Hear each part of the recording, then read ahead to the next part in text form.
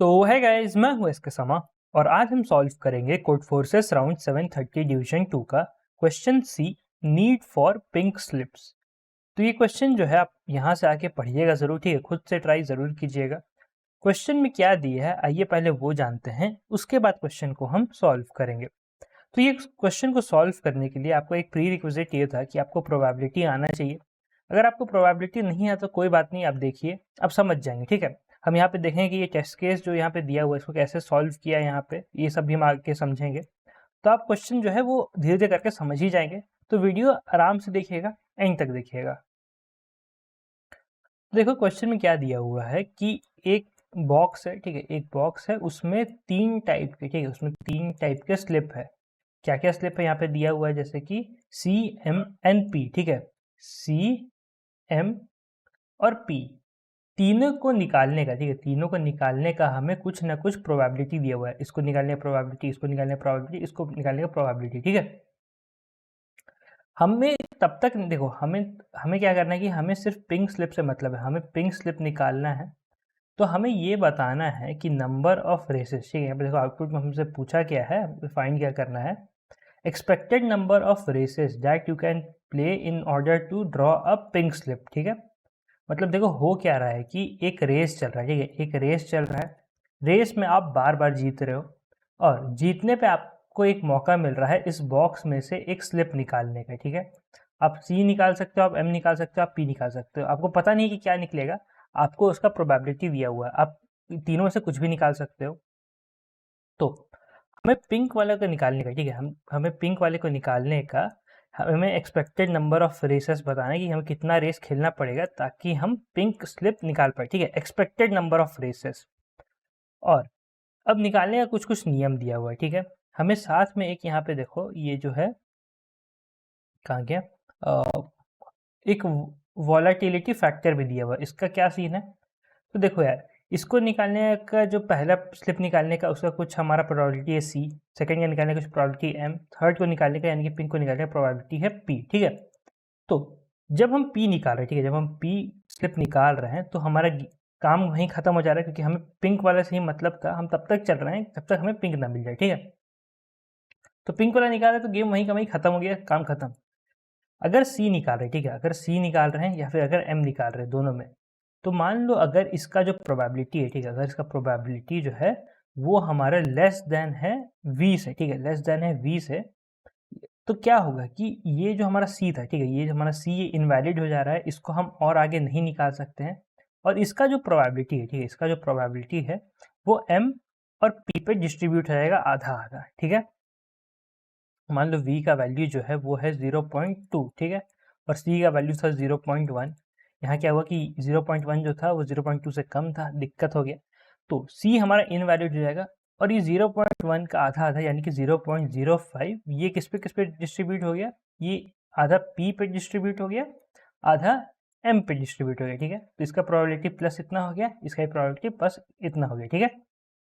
तो सी का जो रूल मैंने अभी बताया वैसे ही एम का भी वही सेम चीज़ है, लेस देन वी के लिए।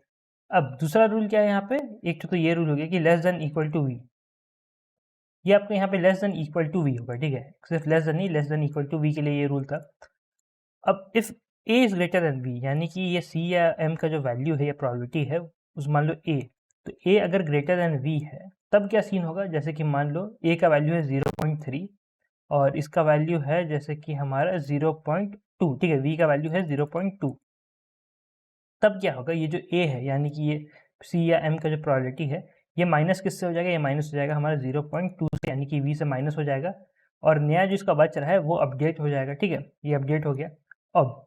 अब ये 0.2 जो है, ठीक है, अब ये 0.2 जो है ये फिर आधा आधा होके हमारा बाकी दोनों पे, एक तो पी रहेगा और एक तो सी या एम जो है उस पर आधा आधा डिस्ट्रीब्यूट हो जाएगा, ठीक है। तो प्रोबेबिलिटी ऐसे डिस्ट्रीब्यूट हो रहा है, हम उठा रहे हैं।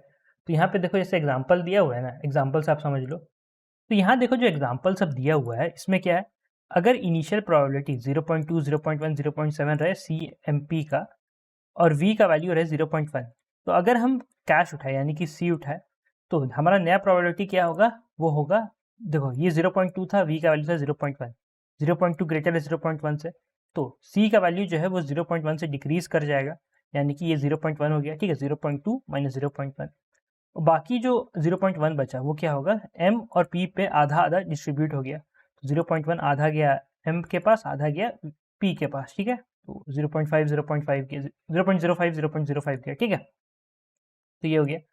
अब यहाँ पे वैसे ही CMP का वैल्यू इतना इतना इतना था, V का वैल्यू 0.2 था, अगर कैश उठाए, कैश का वैल्यू 0.1 है जो कि लेस है V से, ठीक है, 0.1 0.2 से कम है, तो कैश जो था यानी कि C वाला जो था वो इनवैलिड हो गया, और बाकी जो इसका 0.1 था वो आधा आधा इन दोनों पे डिस्ट्रीब्यूट हो गया, ठीक है।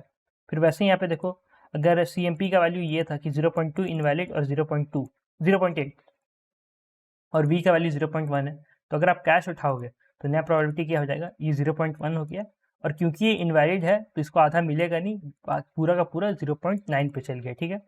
सेम चीज़ ये है, आप यहाँ पे आके पढ़ सकते हो कि ये कैसे डिस्ट्रीब्यूट हो रहा है। तो ये जो स्लिप को विड्रॉ करने का पार्ट जो इसका प्रोबेबिलिटी कैसे चेंज हो रहा है, कैसे ट्रांसफर हो रहा है, ये सब जो है आप, मैं सोच रहा हूँ कि मैं एक्सपेक्ट कर रहा हूँ कि आप समझ गए होंगे, ठीक है। अगर नहीं समझे तो ये पार्ट को यहाँ तक आके प्लीज़ एक बार पढ़िएगा, ठीक है।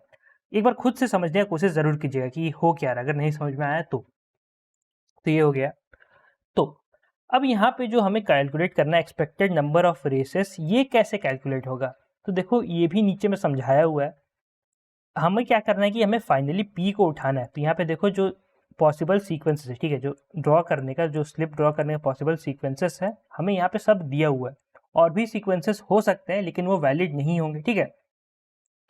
तो ये सब वैलिड सीक्वेंसेस है। वैलिड नहीं होने का मतलब क्या हुआ होगा कि कोई स्लिप इनवैलिड हो गया होगा, तो जैसे कि CCCMP, तो CC के बाद मतलब एक बार C मान लो इनवैलिड हो गया होगा, तो वो तो पूरा सीक्वेंस ही इनवैलिड हो गया ना। तो इसीलिए जो जो पॉसिबल सीक्वेंसेस है वो यहाँ हमें दिया हुआ है, ठीक है। अब पहला सीक्वेंस क्या है कि P में क्या इसका प्रोबेबिलिटी है, P को सिर्फ पहला बार में P उठा लेने का, वो हो गया 0.6, ठीक है। CP पहले C उठाए फिर नेक्स्ट में P उठाए, तो इसका प्रोबेबिलिटी हो गया 0.2 इंटू 0.7 इज इक्वल टू 0.14, ठीक है। 0.2 जो इसका इनिशियल था, और ये 0.7 क्या हुआ, एक बार C उठाने के बाद ये P को कुछ मिला होगा तो इससे 0.7 हो गया, 0.6 से इसका वैल्यू चेंज होकर 0.7 हो गया, तो ये 0.14 हो गया। फिर CMP है, तो इसमें वैसे ही सेम, C पहला जो C उठाया उसका 0.2 है प्रोबेबिलिटी, M उठाने का 0.3 हो गया, P उठाने का 0.9 हो गया, टोटल ये इतना हो गया, ठीक है। तो ये सारा सीक्वेंसेस का प्रोबेबिलिटी जो है यहाँ पे कैलकुलेट है। अब नंबर ऑफ रेस इससे कैसे कैलकुलेट करें, तो वो यहाँ पे दिया हुआ है। सबसे पहला है 1 इंटू 0.6, ये कैसे, क्यों, इसका प्रोबेबिलिटी है 0.6 और इसमें टोटल रेस कितना है, टोटल रेस है 1, तो 1 इंटू 0.6। यहाँ पे देखो 2 इंटू 0.14, ये कैसे हुआ, 0.14 इसका प्रोबेबिलिटी है, और नंबर ऑफ रेसेस ये सीक्वेंस में कितने हैं, 2 रेसेस है, पहला C जिसमें और सेकेंड में P, तो ये हो गया। फिर थर्ड जो है सीक्वेंस CMP, इसमें 3 रेस है, और इसका जो प्रोबेबिलिटी है वो कितना हो गया 0.054, है ना। तो ऐसे करके जितना प्रोबेबिलिटी है उतना इंटू नंबर ऑफ रेसेस को हम मल्टीप्लाई करके सम करते जा रहे हैं, तो इससे हमारा फाइनल नंबर ऑफ रेसेस का जो आंसर है वो हमें मिल जाएगा, और उसे हमें यहाँ पे प्रिंट करते आना है, ठीक है। तो ये तो हो गया, आप समझ गए हो कि हम नंबर ऑफ रेस कैसे यहाँ पे कैलकुलेट करने बोल रहा है, तो ये टेस्ट केस देख के आप समझ गए होंगे, ठीक है। यानी कि हम क्या कर रहे हैं, जो नंबर ऑफ रेस है, ठीक है, जैसे कोई सीक्वेंस हुआ, ठीक है, इस सीक्वेंस में जितने रेस है, मान लो x नंबर ऑफ रेस है इनटू उसका प्रोबेबिलिटी, तो इससे हमारा टोटल ये आ जाएगा कि कितना रेस है, ठीक है। तो हर पॉसिबल सीक्वेंस का हम यही करते आ रहे हैं, उसको ऐड करते आ रहे हैं, और लास्ट में हम उसको प्रिंट कर देंगे कि उसका सम कितना हुआ। तो भैया ये तो हो गया क्वेश्चन, बहुत लंबा चौड़ा क्वेश्चन था। अगर आप नहीं समझे हैं तो प्लीज़ यहाँ से आके एक बार पढ़िएगा, ठीक है, ये इसको समझिएगा कि ये कैसे हो रहा है, और फिर ये पार्ट को भी आके देखिए कि यहाँ पे कैलकुलेट कैसे हो रहा है, आप समझ जाएंगे, ठीक है। अब तो भैया अब ये क्वेश्चन को हम सॉल्व कैसे करें, तो यार देखो ये क्वेश्चन में बिल्कुल ही आपको ब्रूट फोर्स लगाना था, और ब्रूट फोर्स लगाने से आपका आंसर जो है वो आ जाएगा। अब ये ब्रूट फोर्स लगाने से हमारा टाइम लिमिट एक्सीडेड क्यों नहीं आएगा, इसका आंसर अगर जानना है तो पहले मैं आपको कुछ कुछ हिंट बताता हूँ। तो देखो यार, हमारा क्या क्या स्लिप है, C है, M है, P है, हमारे पास 3 स्लिप है। C और M का जो वैल्यू है, ठीक है, C और M का जो वैल्यू है ये क्या हो रहा है, ये हमारा डिक्रीज कर रहा है, और P का वैल्यू हमेशा हमारा इंक्रीज कर रहा है। जैसे ही हम P उठा दे रहे हैं पूरा पूरा हमारा सब खत्म ही हो जा रहा है, ठीक है। तो C और M का वैल्यू डिक्रीज कर रहा है, P का वैल्यू हमेशा इंक्रीज कर रहा है, समझ गए, है ना। हम कब तक इसको चला रहे हैं, हम तब तक चला रहे हैं जब तक C का वैल्यू 0 हो जाए, M का वैल्यू 0 हो जाए, और P का वैल्यू क्या हो जाए, वो 1 हो जाए, ठीक है, 1 एकदम एग्जैक्ट नंबर 1 हो जाए, ठीक है। तो हम ये तब तक चला रहे हैं। यहाँ पे जितना भी प्रोबेबिलिटी सब ये सब दिया हुआ है ना ये ब्रैकेट में, इसको ऐड करके देखना सबका वैल्यू 1 है। तो इस ये मतलब ये तीनों का जो सम है, ये तीनों का सम जो है ये हमेशा आपका 1 रहेगा। तो इसको 1 होने के लिए इन लोगों को 0 होना ज़रूरी है। तो ये तब तक हम कर रहे हैं जब तक इसका वैल्यू जो है 1 ना हो जाए। तो इसका वैल्यू 1 होने में मैक्सिमम हमारा कितना टर्न लगेगा? तो देखो यार, यहाँ पे v का वैल्यू जो है, ठीक है, v का जो यहाँ पे दिया हुआ है कंस्ट्रेंट कहाँ गया, v का वैल्यू जो है वो 0.1 से स्टार्टिंग है, ठीक है, v का वैल्यू जो है वो 0.1 से स्टार्टिंग है और एक बार में, ठीक है, एक टर्न में मिनिमम हमारा p का जो वैल्यू है वो कितना से इंक्रीज कर रहा है, वो इंक्रीज कर रहा है v/2 से इंक्रीज कर रहा है, ठीक है, इतना तो आप एग्री कर रहे होंगे। यानी कि अगर 0.1 भी रहा है तो 0.05 से इंक्रीज कर रहा है। तो इसको 1 बनाने में इसको कितना बार ऐड करना पड़ेगा, ठीक है, तो हर बार p में अगर 0.05 में ऐड करते चल जाए तो इसको हमें कितना बार ऐड करना होगा? तो ये देखो, ये हो जाएगा हमारा 1/0.05, इधर घटा 0 ये हो गया। तो 20 बार में, ठीक है, हम टोटल 20 बार में हम p का वैल्यू अगर 0 भी रहे, ठीक है, p का वैल्यू अगर 0 भी रहे तो उसको हम कहाँ पहुँचा देंगे, 1 पे हम पहुँचा देंगे, ठीक है। तो इसमें ज़्यादा टर्न हमें लग नहीं रहा है, तो ब्रूट फोर्स जो है वो हमारा काम कर जाएगा, ठीक है, तो ब्रूट फोर्स काम कर जाएगा। तो यही चीज़ था। तो अब हम ब्रूट फोर्स लगाएंगे, ठीक है। अब ये ब्रूट फोर्स भैया हमारा लगेगा कैसे, ठीक है, तो इसको देखो, इसको मैं आपको कोड दिखा के ही समझा पाऊंगा, ऐसे समझाना बहुत मुश्किल है कि हम करेंगे क्या। हम हर पॉसिबिलिटी, बेसिकली हम हर पॉसिबिलिटी ट्राई करेंगे। पहले हम क्या करेंगे कि देखो हमारे पास 3 ऑप्शन रहेगा, p उठाने का, c उठाने का, m उठाने का, ठीक है, हम तीनों को उठा के देखेंगे। अगर p उठा ले तो गेम खत्म, c उठाए तो c के बाद फिर हमारे पास 3 ऑप्शन रहेगा, c उठाने का, m उठाने का, p उठाने का, c उठाए तो फिर वही 3 ऑप्शन ऐसे ऐसे करके, m उठाने का वैसे ऑप्शन, ठीक है। तो ये जितना भी पॉसिबिलिटी है हम उसे चेक करेंगे। हम क्या करेंगे कि रिकर्शन लगा के रिकर्सिव अप्रोच से इसको चेक करेंगे। अब वो चेक कैसे हो रहा है, आइए उसका कोड देखिए, मैं आपको कोड के जरिए वो समझा दूंगा, ठीक है। तो देखो भैया, ये रहा इसका कोड। सबसे पहले क्या किया कि इनपुट वगैरह ले लिया है। यहाँ पे देखो हमने क्या किया है कि सी, एम, पी और वी का वैल्यू हमने इनपुट में ले लिया है और उसको हम इंटू आर कर दे रहे हैं, ठीक है। आर क्या है, आर है हमारा 10⁹, ठीक है। अब भैया ऐसा क्यों कर रहे हैं, देखो जब भी फ्लोटिंग पॉइंट आप नंबर से कुछ ऑपरेशन करते हो, उसको प्लस करते हो, माइनस करते हो, यहाँ पे देखो जितना भी नंबर सब है सब आपका डेसिमल में, ठीक है। तो इतना बड़ा बड़ा ऑपरेशन हो रहा है, तो इसमें क्या होता है कि इसमें एरर आ जाता है, ठीक है, कुछ मतलब एक्यूरेसी नहीं रहता उतना, कुछ ऊपर नीचे हो जाता है, ठीक है।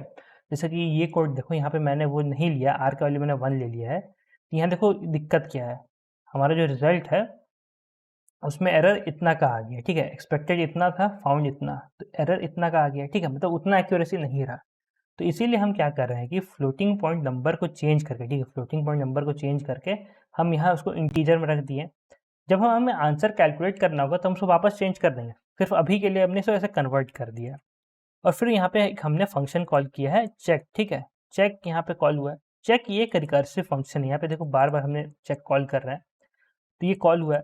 इसमें क्या क्या पास हुआ है, सी, एम, पी, वी और लेन, ठीक है। तो सी, एम, पी, वी तो वही सब सेम है, ये लेन क्या है, देखो जैसे यहाँ पे क्वेश्चन में था ना कि कितना नंबर ऑफ रेसेस है इसमें, कितना नंबर ऑफ रेसेस है, जैसे यहाँ पे इंटू 1 था, एक रेस था तो इंटू 1, 2 रेस था तो इंटू 2, 3 रेस था तो इंटू 3, या 4 रेस था तो इंटू 4, फिर 2 था तो इंटू 2। तो ये जो लेन है, ठीक है, लेन हमारा उसके काम क्या है कि कितना रेस हुआ है। तो देखो यहाँ पे हमारे पास 3 ऑप्शन है, या तो p उठाए, या तो c उठाए, या तो m उठाए, है ना। तो अगर p उठाएंगे तो हमारा वही रेस का मतलब जितना सीक्वेंस था, मान लो कि अगर हम p उठा लिए, ठीक है, तो जो हमारा सीक्वेंस पहले से चला आ रहा होगा, हमने p उठा लिया तो हमारा सीक्वेंस वहाँ खत्म हो गया, ठीक है, हमारा सीक्वेंस वहाँ खत्म हो गया। तो हम क्या किए कि p उठाने का जो प्रोबेबिलिटी था, ठीक है, तो p हमने क्या किया, बाई आर, इसको वापस हमने डेसिमल में चेंज किया, इंटू लेन, ठीक है। ये क्या था, लेन, यहाँ पे हमने कैलकुलेट किया था ना, जो मैंने बताया था कि यहाँ कितना नंबर ऑफ रेसेस है उसको हम इंटू कर दिए बस, ठीक है, तो ये काम हो गया। अगर तो हमने p उठा लिया, तो p का तो हो गया। अब आते हैं सेकंड ऑप्शन पे, c उठाने का। अगर c का वैल्यू ग्रेटर देन 0 है तभी इसको हम करेंगे, ठीक है, यही था ना कि ये वैलिड है, c अगर वैलिड है कि नहीं ये हम चेक कर रहे हैं। जैसे यहाँ पे हो रहा है ना कि ये इनवैलिड हो जा रहा है, तो ये इनवैलिड है, नहीं है, हम वैलिड है, हम ये चेक कर रहे हैं। अगर वैलिड है तो फिर 2 ऑप्शन है कि c का वैल्यू या तो ग्रेटर देन v होगा या तो less than equal to v होगा, ठीक है। अगर ग्रेटर देन v होगा तब हम क्या कर रहे हैं, तब फिर हमें चेक करना पड़ेगा क्या m अभी भी वैलिड है कि नहीं। जैसे यहाँ पे हुआ था ना ये वाले एग्जांपल में कि इनवैलिड हो गया था, तो इसको फिर यहाँ पे कुछ मिला नहीं था, जो इससे कटा, ठीक है, जो सी से कटा वो पूरा पूरा हमारा पी को मिल गया था। तो वही हम चेक कर रहे हैं क्या एम हमारा अभी वैलिड है कि नहीं, इसको अभी कुछ मिलेगा कि नहीं, हम यहाँ पे वो चेक कर रहे हैं। ठीक है, अगर वैलिड है क्या हो गया सी बाई आर, ठीक है, सी बाई आर यानी कि ये चीज़ होने का प्रोबेबिलिटी, ठीक है, सी होने का प्रोबेबिलिटी, सी उठाने का जो प्रोबेबिलिटी है वो इनटू, ठीक है, वो इनटू यहाँ पे जो बाकी उसका बाद जो प्रोबेबिलिटी होने का, वो मतलब जैसे यहाँ पे हो रहा था ना ये पार्ट में, जैसे सी एम पी था, तो सी होने का प्रोबेबिलिटी ये हमने यहाँ पे लिख दिया, ठीक है, ये हमने यहाँ पे डायरेक्ट लिख दिया, ये कोड करते समय यहाँ पे डायरेक्ट हमने लिख दिया, ये चीज़, ये पार्ट हो गया। अब जो बाद का पार्ट है, ठीक है, जो ये बाद का पार्ट है, ये 0.3 इंटू 0.9, ये सब पार्ट जो है वो का क्या होगा, वो इस पार्ट में आ जाएगा चेक। ठीक है, इसके बाद कितने नंबर ऑफ रेसेस है उसका क्या प्रोबेबिलिटी रहेगा, नंबर ऑफ जो रेसेस एक्सपेक्टेड रेसेस रहेगा वो यहाँ पे कैलकुलेट हो रहा है। तो सी बाई आर इस रेस के लिए हो गया, ठीक है, सी बाई आर जो है ये पहला जो पार्ट रहेगा इस रेस के लिए हो गया। जो उसके बाद का पार्ट रहेगा वो हमने इस रिकर्सिव फंक्शन में कॉल कर दिया है। अब रिकर्सिव फंक्शन कॉल किए हैं तो क्या सीन होगा, सी में से वी माइनस हो जाएगा, ठीक है, सी में से वी माइनस हो जाएगा।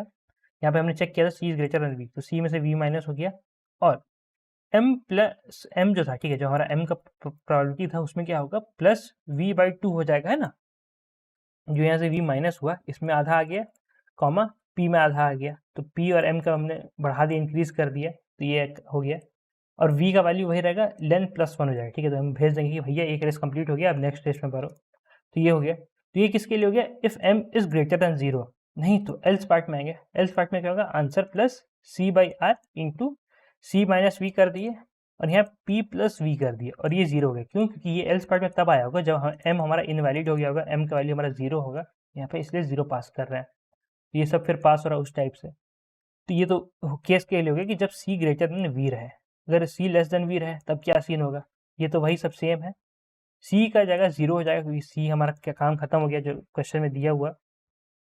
सी का जो वैल्यू था वो आधा एम को मिल जाएगा, आधा पी को मिल जाएगा, अगर एम यहाँ पे वैलिड रहा तब ये लाइन में होगा, ठीक है, अगर एम भी इनवैलिड हो गया होगा तो फिर यहाँ पे आया होगा, तो ये हो गया। तो ये पार्ट हो गया पूरा सी उठाने का पार्ट, पी का हमने कर लिया, सी का हमने कर लिया, अब एम में हम वही सेम काम करेंगे, सेम चीज़ें जैसे यहाँ पे सी में किया था ना, वही सब सेम चीज़ यहाँ पे हो रहा है, सिर्फ एम और सी यहाँ पे उल्टा हो गया, तो फिर यहाँ पे वो काम हो रहा है। और जितना का यहाँ पे हमारा कैलकुलेट हुआ है, ठीक है, जितना अभी तक हमारा आंसर जो है कैलकुलेट हुआ है उसको हम क्या कर रहे हैं, यहाँ से हम रिटर्न जो है वो आंसर कर दे रहे हैं, तो ये हो गया। तो ऐसे ही करके बार बार ये रिकर्सिव कॉल होते जाएगा, प्रोबेबिलिटी जो है कैलकुलेट होते जाएगा, जैसे यहाँ पे कैलकुलेट हो रहा है ना, पहले सी का कैलकुलेट हुआ 0.2, फिर पी का कैलकुलेट हुआ 0.7, सी एम पी था तो 0.2 कैलकुलेट हुआ, फिर 0.3 कैलकुलेट हुआ, फिर 0.9, ऐसे कैलकुलेट होते चल जाएगा। और लास्ट में ये देखो यहाँ पे जैसे 1 इंटू 2 ये सब जो किया हुआ है ये भी यहाँ पे हमने कैलकुलेट करने के लिए डाल दिया है, और लास्ट में यहाँ पे आंसर में जो है वो यहाँ आंसर आ जाएगा। और यहाँ पे हम सी आउट कर दिए सेट प्रिसिशन 12 का साथ, ठीक है, 12 क्यों, क्योंकि यहाँ पे देखो जो आंसर में भी वैसे ही 12 दिया हुआ है, ये देखो 1 2 3 4 5 6 7 8 9 10 11 12, तो 12 था, तो इसलिए हमने यहाँ पे 12 प्रिसिशन सेट कर दिया और इसको हमने प्रिंट कर दिया। तो यही करना था, यही था इसका कोड, पूरा ब्रूट फोर्स था और कुछ नहीं था, जितना पॉसिबिलिटी था हम चेक करते गए, जहाँ पे चेक नहीं होगा, ठीक है, जैसे अगर ये वैल्यू अगर जैसे यहाँ पे हो रहा है ना, अगर सी का वैल्यू जीरो हो गया, ठीक है, अगर सी का वैल्यू जीरो हो गया यानी कि सी इनवैलिड हो गया, तो फिर उसके लिए चेक ही नहीं होगा, तो उसके लिए कॉल नहीं होगा, ठीक है, तो ये आराम से चलेगा, जितना वैलिड पॉसिबिलिटी है, जितना वैलिड सीक्वेंस है सब चेक होगा, जो आपका आंसर आएगा वो यहाँ पे टोटल आंसर का में आके यहाँ पे हम प्रिंट कर देंगे, ठीक है, तो ऐसे ही ये काम होगा। तो भैया आज के वीडियो में तो इतना ही था, तब तक के लिए धन्यवाद, ध्यान रखिए, सेफ रहें, सब्सक्राइब नहीं किया तो सब्सक्राइब कर दीजिएगा। और अगर आप प्रोबेबिलिटी जैसे और भी मैथ्स के बारे में सीखना चाहते हैं कॉम्पिटिटिव प्रोग्रामिंग के लिए, तो आप ये कोर्स चेकआउट कर सकते हैं। इसमें देखिए आपको इंटर्नशिप का भी मौका है, और यहाँ पे आके देख सकते हैं आपको क्या क्या पढ़ाया जाएगा। 899 का कोर्स है, आप एसके समझ जीएफजी कूपन यूज कीजिएगा, आपका एक्स्ट्रा 10% और ऑफ हो जाएगा। और अगर आप डीएसए सीखना चाहते हैं तो उसके लिए भी कोर्स है, उसका भी लिंक डिस्क्रिप्शन में रहेगा, आप आगे चेक कर सकते हैं। यहाँ पे देखो मैथमेटिक्स इसमें भी ये सिखाएगा, ठीक है, बिट मैजिक, हैशिंग हो, बैकट्रैकिंग हो, डीपी हो, ट्री हो, रिकर्शन हो, सब कुछ A to Z मिलेगा, आप चेक कर सकते हैं। इसके समझ जीएफजी कूपन यूज कीजिएगा, आपका एक्स्ट्रा 10% और ऑफ हो जाएगा। Hi, I am Sandeep Jain, and in this video, I'll be explaining what is Geeks Classes Live. Geeks Classes Live is an in-depth live course to strengthen your DSA skills and to help you in getting a job at a top product-based company. This course is curated and mentored by industry experts, people who have themselves cracked such interviews. In this course, we are going to teach you analysis of algorithms, arrays, searching, sorting, hashing, and all other topics which are required for your DSA interview preparation. You will be having live classes, assessment tests, practice questions, and my detailed pre-recorded videos. Duration of this course is 8 weeks. As it is a live class, please do not hesitate to ask your doubts. We will be happy to help you along the way. Also, you may attend these classes from any geographical location. So looking forward to see you people from a number of cities.